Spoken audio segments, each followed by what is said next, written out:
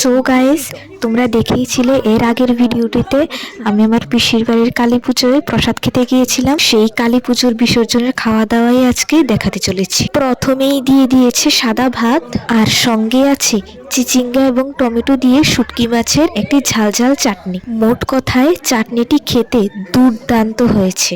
দিয়ে দিল মুগের ডাল, লেবু ও শুটকি মাছের চাটনি দিয়ে মেখে মুগ ডাল দিয়ে খেতে আহা কি যে বেশ লাগছিল। চলে এলো পাবদা মাছ। পাবদা মাছের ঝোলটাও খেতে খুব ভালোই হয়েছিল। মাছটা ছিল খুব ফ্রেশ, একদম সফট। এবারে চলে এলো দেশি চিকেন কষা। চিকেন কষাটাও দারুণ লেগেছে খেতে, বেশ ঝাল ঝাল, একদম ঘরোয়াভাবে রান্না করা। সত্যি খুবই ভালো লেগেছে মাংসটা খেতে। ঠিক আছে, আজকের মতো এতটুকুই। ভিডিওটি ভালো লাগলে একটি লাইক করে দাও এবং চ্যানেলটিকে সাবস্ক্রাইব করে দাও।